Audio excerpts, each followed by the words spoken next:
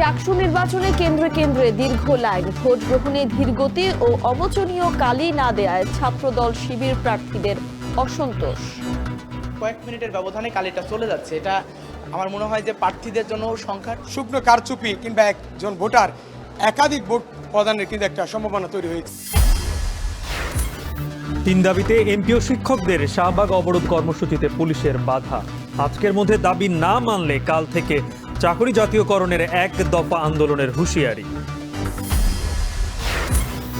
PR নিয়ে বিতর্ক হবে পরবর্তী সংসদে। ঠাকুরগাঁওয়ে মির্জা ফখরুল আন্দোলনকারীদের উদ্দেশ্য নিয়ে প্রশ্ন, পরশু জুলাই সনদ স্বাক্ষর।